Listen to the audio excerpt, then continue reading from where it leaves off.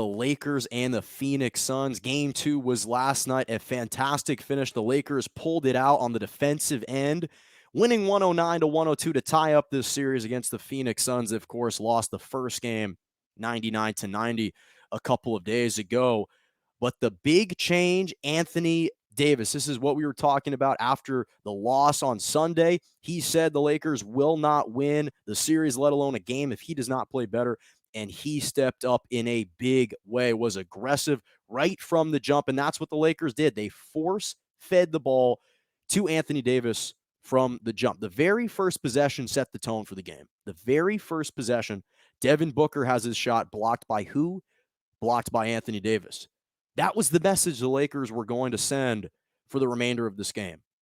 Was Anthony Davis is going to be a presence. They force-fed him the ball, 34 points, 10 rebounds, 7 assists, 3 blocks, 18 of 21 from the free throw line compared to just 5 total free throws shot in game 1. Anthony Davis was active. And again, it didn't even matter how many points he scored in the first quarter. You could see that his activity was incredibly higher in game 2 than in game 1. LeBron James, of course, was trying to feed him.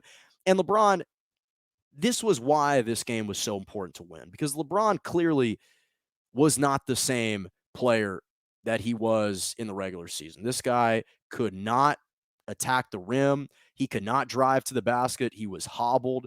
He was clearly still being cautious with that ankle of his. Outside of the one nice finish on a lob dunk from Anthony Davis, with the exception, LeBron was really reticent to drive the basketball, to drive to the rim, especially in the first half. He was much more just settling for the outside shot, trying to distribute.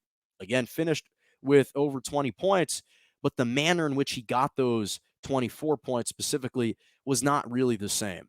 And when I look at this Lakers team, these are two guys in LeBron James and Anthony Davis who, in NBA history, in the historical numbers of the NBA, LeBron James and Anthony Davis are 4th and 5th for scoring the most points in a playoff game following a loss. You have to have played at least a minimum of 5 playoff games.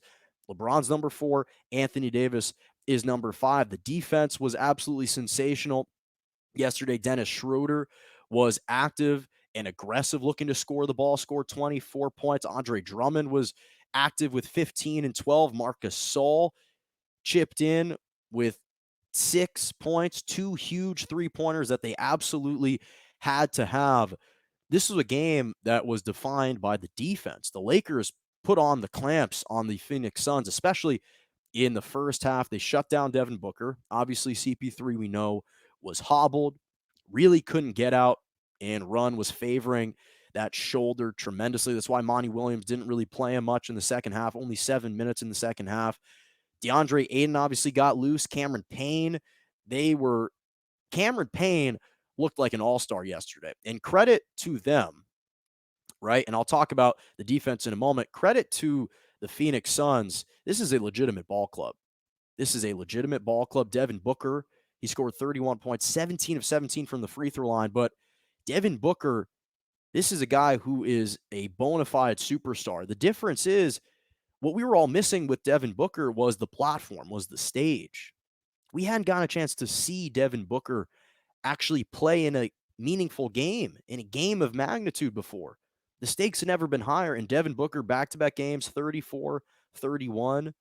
This guy shows up and shows out. He was just missing a stage to perform. DeAndre Ayton, this is something we should expect from DeAndre Ayton every single game. He had 22 and 10 last night, 21 and 16 in game 1. Cameron Payne dropped 19 points, replacing CP3. He was hitting big-time threes and buckets for the Phoenix Suns. But this came down to defense. And the Lakers defensively, obviously they held the Suns to 99 points in game 1, 100 now in 2 points in game 2. And it was defined by that final stretch. Lakers led 93-92 with about 3 minutes left in the fourth quarter. 3 straight defensive possessions, defensive stops, resulted in buckets. And now you look up at the scoreboard, it's 100-92. Defense has been the calling card for this team all season. And the key is not only just the fact that you go up 2-0, it's bigger than that.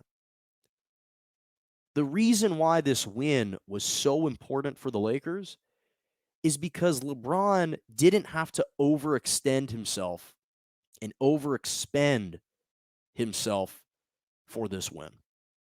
Because LeBron could not turn the corner. LeBron, if you watched him last night, he was reticent to drive, as I mentioned. He was settling for the outside shot. He must have had the quietest 18 points through the first 3 quarters that I've ever seen. Yes, he kind of started to get it cooking a little bit down the stretch of the third quarter, hitting a couple big-time shots. Obviously hit some big-time fallaways and fadeaways in the fourth quarter, but that was it. Those were the only shots he was shooting. Fallaways, fadeaways, step backs. He drove the ball. I can recall maybe one time LeBron James drove the ball to the basket and actually attacked the rim. Outside of that, he couldn't turn on the Jets, and that's why this game is so important. It's not just that you tie the series, you level the series at 1-1.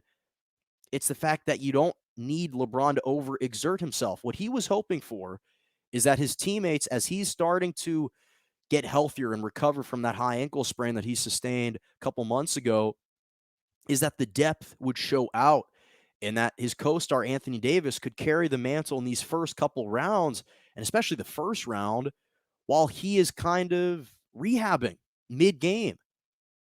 And that's why this win was so significant is you preserve LeBron, you buy him a little bit more time to get healthier, to get a little bit healthier as these series move forward. And you look at the Lakers and down the stretch, not only were they clutch and they executed tremendously offensively, Anthony Davis scored 14 points in the fourth quarter, 11 points in the final 4 minutes. But again, they put down the clamps, holding Phoenix to 99 and 102 points. This was the number 1 rated defense in the NBA all season. This has been their calling card the past 2 years for the LA Lakers, is their defense.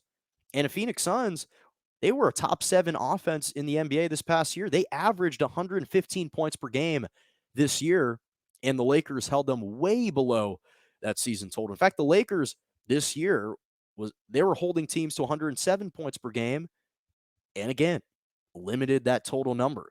So what they showed me was obviously their championship medal and their toughness.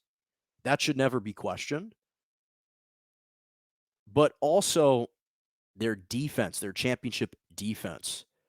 And that's what really spoke volumes and fortunately rung true for the Lakers. They were able to rely on that. And LeBron, it's amazing over the course of his career how he has, in 14 first-round playoff appearances, he's played in the first round. He's obviously reached the playoffs 14 times. In 14 first-round matchups, he's never trailed 2-0. Never. Never trailed 2-0. In over 200 playoff games in his career, never trailed 2-0. It's amazing. It's absolutely incredible. This is a guy who's played over 200 playoff games, and in the first round, in 14, has never trailed 2-0. So, listen, the Suns, and here's the other thing. I love CP3. He's fantastic. And I'm not saying that he wouldn't have made a huge difference for the Suns. The Phoenix Suns aren't going to win this game, even with a healthy CP3. The Lakers controlled the game from start to finish. After the Suns had a 12-11 lead in the first quarter, they didn't lead again till about 87-86 for a brief minute or two when the game was kind of fluctuating. And I love CP3, but I don't want to hear this, well, if he's fully healthy, the Phoenix Suns are winning that game. No, the Lakers led by double digits for huge stretches of this game.